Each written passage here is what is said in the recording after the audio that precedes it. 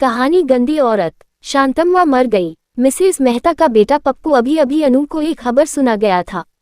शांतम्मा से अनु का ना तो कोई भावनात्मक रिश्ता था, ना ही वो अनु की कोई संबंधी थी। बस अनु की दिनचर्या से शांतम्मा अदृश्य रूप से जुड़ी हुई थी। अनु की सोच में असमय आकर शांतम्मा अनु को अपने बारे में सोचने को मजबूर कर दिया करती थी। इसलिए शांतम्मा की मौत से अनु को धक्का तो नहीं लगा था, पर दिल में एक हलचल सी मच गई। जब अनु इस नए मकान में रहने आई थी, तब सबसे पहले मकान की घंटी बजाने वाली शांतम्मा ही थी। आपको कामवाली चाहिए मेम साहब? शांतम्मा ने पूछा था। जवाब देने से पहले अनु ने उसे सिर से पांव तक निहारा। मोटा तगड़ा, काला शरीर, चिपई नाक और घुंघराले बालों की लटों से मान से कान तक दोनों ओर बालों के गोलाकार गुच्छे और बड़ी सी टिकली वाली बिंदिया से सजा चेहरा। अनु सोच रही थी अपने घुंघराली लटों को गोलाकार गुच्छों में संवारने में शांतम्मा को कितना समय लगता होगा। मेम साहब, शांतम्मा ने अनु को इस तरह अपनी ओर देखते पाकर मुस्कुराकर टोका था। हाँ, कामवाली तो चाहिए, पर तुम्हें कल बताऊंगी। अनायास ही अनु बोल गई।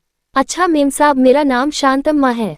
कॉलोनी की सभी मेम साहब मुझे जानती हैं, आप चाहे तो किसी से भी मेरे बारे में पूछ सकती हैं। कहते हुए शांतम्मा लौट गई थी। अनु नई थी, इसलिए उसी रोज कॉलोनी की कई महिलाएं अनु से मिलने आई थीं, पर किसी ने भी शांतम्मा को काम पर रखने का मशवरा नहीं दिया था। शांतम्मा को कॉलोनी की सभी गृहिणियों पर विश्वास था, इसलिए उसने अनु को सलाह दी थी कि वो कॉलोनी की महिलाओं से पूछ ले। लेकिन कॉलोनी की महिलाओं ने शांतम्मा के विश्वास को गलत ठहरा दिया था।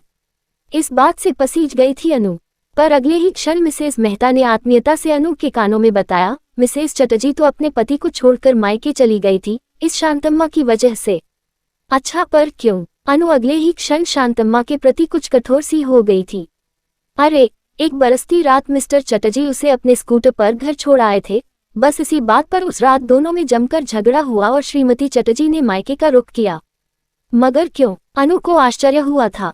इतना भी नहीं समझती, खोजती हुई मिसेस मेहता ने कहा था। वो चरित्रहीन है, पुरुषों पर डोरे डालने का प्रयास करती है। पर क्या शांतम्मा का पति नहीं है? अरे है, क्यों नहीं, हट्टा कट्टा पति है, कलमुनी का। रिक्शा चलाता है, पर इसे मतुष्ट नहीं कर पाता होगा, तभी तो मुंह मारती फिरती है। मिसेस मेहता ने गंदा सा मुंह बनाते हुए स्पष्ट किया। इतने सारे लोगों की एक सी प्रतिक्रिया थी शांतम्मा के बारे में कि अनु के लिए उसे काम पर रख पाना संभव नहीं हुआ। अगले रोज शांतम्मा पूछने भी आई थी, मेम साहब क्या सोचा? फिलहाल तो मुझे जरूरत ही नहीं है, जब होगी तो बताऊंगी, कहते हुए अनु ने फटाक से किवाड़ बंद कर दिया। अनु को डर था कहीं शांतम्मा पीछे ही न पड़ जाए। ऐसी औरतों से बात तक करने में अनु डरती थी। कुछ दिनों के बाद शांतम्मा फिर आई थी। गिड़गिड़ाती हुई बोली थी, मेम साहब, मेरे बेटे को कैंसर है।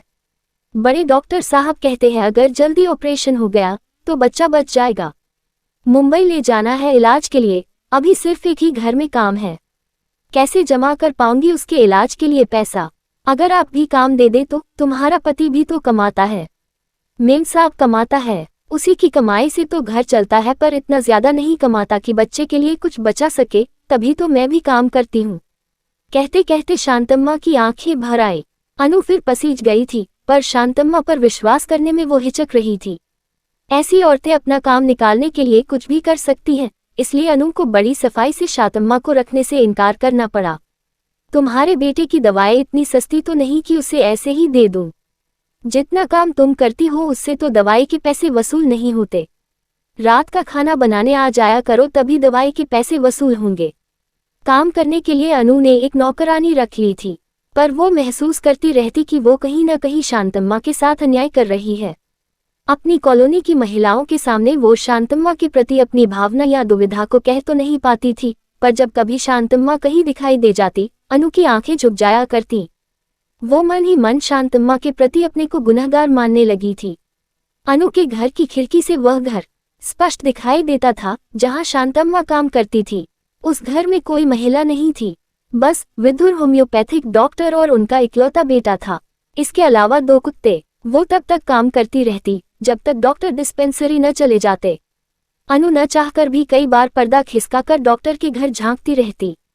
पता नहीं शांतम्मा के क्रियाकलापों में उसे क्या दिलचस्पी थी कि वो अपने आप को रोक नहीं पाती थी। अनु हर रोज ये प्रयास करती कि शांतम्मा की एक झलक उस दिख जाए। शांतम्मा कभी डॉक्टर साहब के बगीचे में पानी डालते हुए, कभी कुत्तों को नहलाते हुए, तो कभी डॉक्टर के बेटे का हाथ पकड़कर उसे बस स्टॉप की ओर ले जाते नजर आती।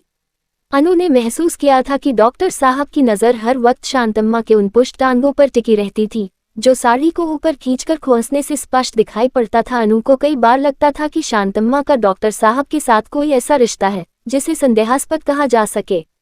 एक दिन डॉक्टर साहब और शांतम्मा को ऊंची आवाज में बात करते सुनकर अनु दौड़ती हुई खिड़की पर आई थी। देखा, डॉक्टर साहब पेड़ पौधों को सींच रहे थे और शांतम्मा सीढ़ियों पर बैठी सुबक रही थी। डॉक्टर साहब जोर जोर से कह रहे थे, तुम्हारे बेटे की दवाई इतनी सस्ती तो नहीं कि उसे ऐसे ही दे। जितना काम तुम करती हो उससे तो दवाई के पैसे वसूल नहीं होते। रात का खाना बनाने को आ जाया करो, तभी दवाई के पैसे वसूल होंगे, वरना मैं दवाइयाँ नहीं दे सकता। सोच लो, मेरे आदमी का गुस्सा तो आप जानते ही हो डॉक्टर साहब, रात को काम पर मैं नहीं आ सकती। चटर्जी साहब की बीवी के झंझट के बाद से मैंने रात का खाना बनाने का काम बिल्कुल ही बंद कर दिया है। तुम्हारी मर्जी। कहते हुए डॉक्टर साहब अंदर चले गए थे और शांतम्मा वहीं सीढ़ियों पर बैठी घंटों सुबकती रही। जब तक शांतम्मा वहां बैठी थी अनु अंदर जा ही नहीं सकी। पर्दे की ओट से वो लगातार उसे देखती रही थी। उसके बाद फिर कभी अनु को शांतम्मा नहीं दिखाई दी। हर रोज कई बार वो खिड़की खोलकर शांतम्मा को तलाशती रहती, पर शांतम्मा ने डॉक्टर साहब के घर आना बंद कर दिया था। शांतम्मा के न आने से अनु को कहीं किसी कमी का एहसास सा होने लगा था। पर कॉलोनी में शांतम्मा के न रहने से भी उसकी चर्चा निर्बाध रूप से चल रही थी, इसलिए अनु की कमी थोड़ी बहुत उसके विषय में हुई बातचीत से पूरी हो जाती। अनु को शायद शांतम्मा में दिलचस्पी इसलिए भी थी कि उसने आज तक अपने जीवन में ऐसी गंदी औरतों को नहीं देखा था जो किसी और के पति पर डोरे डालती हो। कई बार अनु का मन होता कि वो शांतम्मा के जीवन में झांककर उसे करीब से देखे। उसे शांतम्मा से खूब बात करने की इच्छा होती, ये पूछने की भी कि वो दूसरे पुरुषों पर डोरे क्यों डालती है। पर शांतम्मा जैसी औरत से संपर्क रखने से लोग उसके बारे में भी चर्चा कर सकते हैं, यही सोचकर शांतम्मा से बात करने में अनु को संकोच होता था। वैसे अब शांतम्मा से बात करने का सवाल ही नहीं उठता था। वह कॉलोनी में किसी को भी दिखाई नहीं देती थी। शांतम्मा का विषय धीरे धीरे कम होने लगा। अनु भी महसूस करने लगी कि वो अब शांतम्मा के बारे में कम सोचने लगी है। पर अचानक एक रोज अनु के पति ने बताया कि उन्होंने शांतम्मा को बड़े ही गंदे इलाके में देखा है। गंदे इलाके यानी? अनु समझ नहीं पाई थी। अनु, वास्तव में वो एक गंदी औरत ही थी। उसे मैंने एक वेश्या के रूप में देखा है। जहां और जिस परिस्थिति में मैंने उसे देखा है वह इस बात को सिद्ध करता है। पर तुम वहां गए कैसे? रोज ही गुजरना होता है उस गंदी बस्ती से। हमारे दफ्तर के लिए और कोई रास्ता ही नहीं है, अनु के पति ने मासूमियत से कहा। अनु ने अगले ही दिन सारी कॉलोनी की महिलाओं को इस नई खबर से अवगत करा दिया। सभी के चेहरे पर इस बात की संतुष्टि थी कि वास्तव में शांतम्मा वैसी ही औरत थी जैसे उन लोगों ने सोच रखी थी। कभी कभार अनु को भी लगता था कि कहीं शांतम्मा के बारे में गलत बातें करके वो कोई पाप तो नहीं कर रही, पर अब उसे भी इस भय से मुक्ति मिल गई थी। चलो, अच्छा ही हुआ जो वो सही जगह पहुंच गई, वरना इस कॉलोनी को ही गंदा कर देती, मिसेस मेहता ने कहा। हाँ, छुट्टी मिली उस वेश्या से, मिसेस चटर्जी धीरे से बुदबुदाई थी। शांतम्मा का चरित्र सत्यापन होने के बाद कुछ दिनों तक तो उसका विषय जोर शोर से इनकी बातचीत का विषय बना रहा, पर धीरे धीरे कम हो गया। पर आज अचानक शांतम्मा के न रहने की खबर ने अनु को विचलित सा कर दिया। अप्रत्यक्ष रूप से अनु के जीवन में शामिल रही। शांतम्मा के न रहने से उसे एक खालीपन का एहसास होने लगा। शांतम्मा के अंतिम दर्शन के लिए जाने को अनु तत्पर हो उठी। मिसेस मेहता को किसी तरह मनाकर अनु ने साथ लिया और शांतम्मा के घर चल दी। घर के आसपास लोगों का जमघट था। झोपड़े के बाहर शांतम्मा का शव बिना कफन के पड़ा था। सिरहाने उसका पति बैठा सुबक रहा था। मिसेस मेहता और अनु को सामने पाकर वो खड़ा हो गया। ये हुआ कैसे? मिसेस मेहता चेहरे पर ढेर सारे शोक भावों को दर्शाते हुए पूछ बैठी। मेम साहब, इसके बुरे काम के कारण मैं तो अलग रहने लगा था। 2 महीने पहले यह मुझे बताने आई थी कि उसने मुन्ने के ऑपरेशन के लिए पैसों का इंतजाम कर लिया है और उसका दाखिला भी मुंबई के अस्पताल में करा दिया है। आज सवेरे डॉक्टर साहब का तार आया था कि उन्होंने मुन्ने का ऑपरेशन कर दिया है और मुन्ना ठीक हो जाएगा। बस इसी खुशी को सहन नहीं कर पाए। छाती में जोरों का दर्द उठा। लोग इसे अस्पताल ले जा रहे थे, पर रास्ते में ही इसने दम तोड़ दिया। अनु और मिसेस मेहता ने एक दूसरे की ओर चोर दृष्टि से देखा। अनु को लग रहा था कि वो दोषी है शांतम्मा की मौत के लिए। उसे काम न देकर, उस पर अविश्वास करके, उसे गंदी औरत मानकर उसे गंदी औरत बनाने में भी उनका ही हाथ रहा था। वरना शांतम्मा तो एक माँ थी, एक कैंसर रोगी बेटे की ममता में, किंतु मजबूर माँ चले। मिसेज मेहता का हाथ कसकर थामते हुए अनु ने धीरे से कहा। मुड़ते हुए उसने एक बार फिर शांतम्मा की ओर देखा। उसके हाथों में अब भी वो टेलीग्राम दबा हुआ था जो अनु को मुंह चिढ़ा रहा था।